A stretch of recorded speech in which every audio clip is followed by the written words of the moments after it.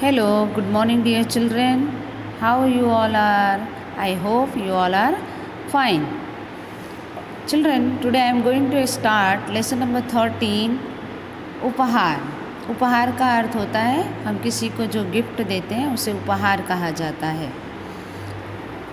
France में एक सुप्रसिद्ध कवि थे ला मार्टिन।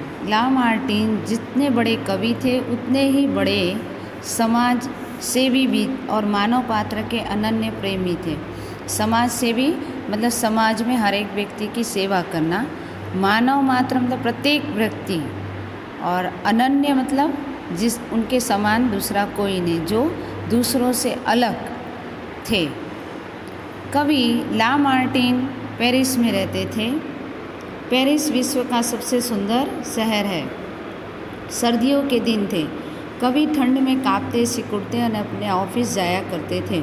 ऑफिस घर से 4-5 किलोमीटर की दूरी पर था। कवि की आर्थिक स्थिति मतलब इकोनॉमिक कंडीशन, पैसे की व्यवस्था उनके पास कम थी। आर्थिक स्थिति ऐसी न थी कि कोई सवारी कर लेते या अपनी कार आदि खरीद सकते। कवि के रास्ते में एक बैंक पड़ता था। उस बैंक में कवि के एक मित्र काम करते थे। आते जाते कवि कुछ क्षण अपने उस मित्र के साथ गुजारते थे। यह उनका रोज़ का सिलसिला था। दोनों एक दूसरे को देखते और एक आत्मिक प्रसन्नता से भर जाते। आत्मिक मतलब आत्मा से प्रसन्न होना, दिल से प्रसन्न होना। वे मित्र कवि को रोज़ कांपते सिकुड़ते ऑफिस जाते देखते। एक दिन बातों का सिलसिला चल पड़ा तो मित्र ने कवि से कहा, मार्टिन, तुम रोज़ रोज़ इस भयंकर सर्दी में पैदल ऑफिस जाकर कष्ट उठाते हो तो एक गाड़ी क्यों नहीं खरीद लेते? मित्र, मेरी तरह और बहुत से लोग इस नगर में हैं, क्या फ़र्क पड़ता है? फिर गाड़ी खरीदने के लिए पैसा भी तो पास हो। ला मार्टिन ने कहा, हाँ यह तो है। मित्र विचार मग्न विचारों में तल्लीन हो गए।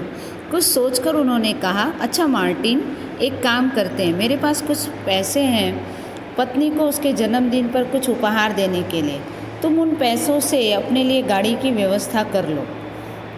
कवि ने मित्र को गले लगाते हुए कहा, नहीं मित्र, इससे मेरी आत्मा पर बोझ रहेगा। मैं नहीं चाहता कि मेरे कारण मेरी भाभी को जन्मदिन का उपहार न मिले। अच्छा तो फिर एक काम करो, तुम रोज़ ऑफिस आते समय एक फ्रैंक मतलब फ्रांस का सिक्का जो होता है, फ्रैंक मेरे पास बैंक में जमा करा दिया करो, और जिस दिन गाड़ी खरीदने लायक धन इकट्ठा हो जाएगा मैं तुम्हें सूचित कर दूंगा। सूचित का अर्थ मैं तुम्हें बता दूंगा। मित्र ने कहा। कवि को मित्र का यह सुझाव अच्छा लगा। अब वे प्रतिदिन एक फ्रैंक जमा करने लगे। दिन बीतते बीतते गए। धीरे धीरे अच्छी खासी रकम जमा हो गई। एक दिन मित्र ने 500 फ्रैंक कवि के हाथ पर रखते हुए कहा, लो मार्टिन, ये 500 फ्रैंक, अब तुम तुरंत एक गाड़ी खरीद लो। कवि को बहुत प्रसन्नता हुई। जेब में 500 फ्रैंक, इतनी बड़ी रकम कवि ने सोचा भी नहीं था। उन्हें बार बार लगता था कि जैसे जेब में कुछ सुगबुगाहट सी है। सुगबुगाहट का अर्थ होता है हलचल, मतलब मन बहुत ही उतावला होता है, बहुत ही खुश होता है, हलचल से हृदय धड़क रहा था। कवि जैसे किसी कल्पना लोक की सैर कर रहे थे, लेकिन वे अभी कुछ दूर ही गए थे कि सड़क के एक ओर उन्होंने एक स्त्री और बालक को देखा। उनके चेहरे पर जैसे वर्षों से उदासी जमी बैठी हो।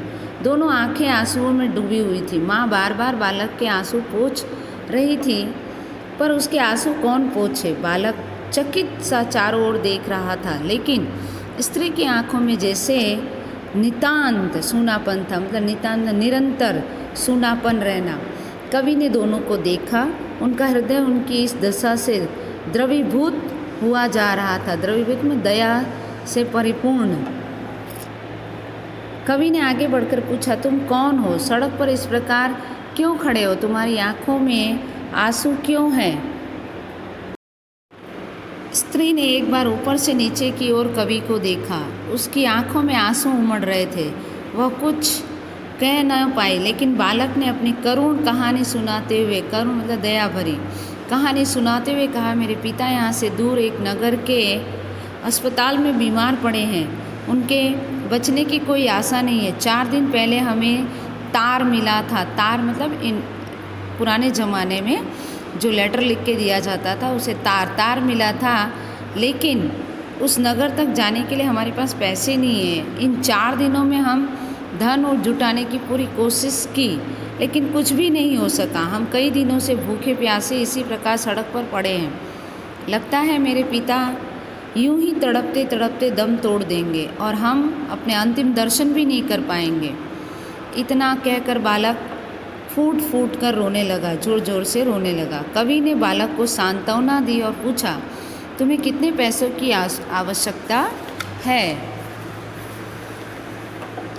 कम से कम 500 फ्रैंक तो चाहिए ही, बालक ने कहा। कवि ने 500 फ्रैंक जेब से निकाल कर बालक के हाथ पर रखते हुए कहा, घबराओ मत मेरे बच्चे, आदमी वह होता है जो मुसीबत में भी हिम्मत से काम लेता है। ये 500 फ्रैंक है, तुम शीघ्र ही अपनी माता के साथ अपने बीमार पिता के पास चले जाओ। निश्चित ही वे बड़े कष्ट में होंगे, तुम्हें देखकर उन्हें बहुत तसल्ली होगी और ईश्वर चाहेंगे तो तुम्हारे पिताजी ठीक हो जाएंगे।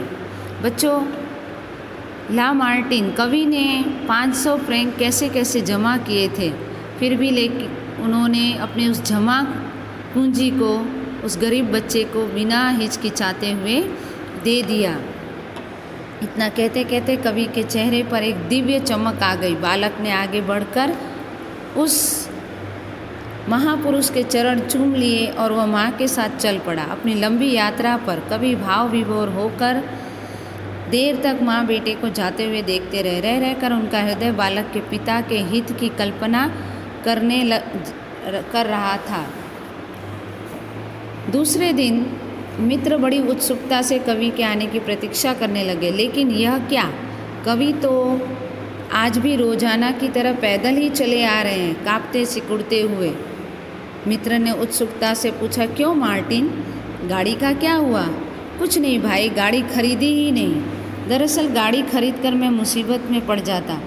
गाड़ी के 100 झंझट हैं, कौन झेलता यह सब। फिर पैदल चलने में जो आनंद है वो गाड़ी में कहाँ है। सुबह सुबह की ताज़ी हवा लगती है, चलने में अपने आप व्यायाम हो जाता है और स्वास्थ्य अच्छा रहता है। जो खाता हूँ वह आसानी से पच जाता है। गाड़ी होगी तो मैं आराम तलब बन जाऊँगा। यहाँ पर कवि यह नहीं कह रहे हैं कि मैंने अपने वो पैसे किसी की सहायता के लिए दे दिए। उन्होंने कहा कि गाड़ी में रहकर मैं आलसी बन जाऊंगा, उससे अच्छा मैं चल फिर कर स्वस्थ रहने वाला हूँ। लेकिन मित्र को लगा कि बात कुछ और है, स्वास्थ्य का तो बहाना है। मित्र ने बहुत आग्रह किया तो कवि ने उन्हें कल की घटना बता दी। मित्र ने कवि को गले लगा लिया और कहा, मार्टिन तुम महान हो, लो मैं अपना मस्तक तुम्हारे सामने झुकाता हूँ। मस्तक मतलब सिर। कवि अपने ऑफिस की ओर चले गए और मित्र भी बैंक चले आए। शाम हुई, कवि घर लौटे, लेकिन अपने द्वार पर एक नई गाड़ी देखकर चक्कर में पड़ गए। सोचने लगे कौन होगा। अंदर आए तो मित्र के साथ एक अजनबी को देखकर हैरान हो गए। हैरान क्यों होते हो मार्टिन, इनसे मिलो, ये मेरे मित्र हैं। पेरिस के अच्छे प्रकाशकों में इनका नाम है। प्रकाशक का अर्थ होता है जो बुक्स प्रकाशन करते हैं। ये आग्रहपूर्वक तुम्हारा एक कविता संग्रह छापना चाहते हैं। मित्र ने कहा, अच्छा। मार्टिन ने प्रसन्नता प्रकट करते हुए कहा, लेकिन यह गाड़ी मेरे मित्र कवि ला मार्टिन की है। कविता संग्रह की रॉयल्टी समझो। मित्र ने कहा, कवि ने मित्र को भाव विभोर होकर बाहुओं में कस लिया। ओह मेरे मित्र, और शब्द कवि के गले में फंसकर ही रह गए। इस पाठ से हमें यह सीख मिलती है कि हमें हमेशा दूसरों की मदद करनी चाहिए, और यदि जब हम किसी की मदद करते हैं तो ईश्वर किसी न किसी रूप में हमारी इच्छाओं को भी पूर्ण करता है।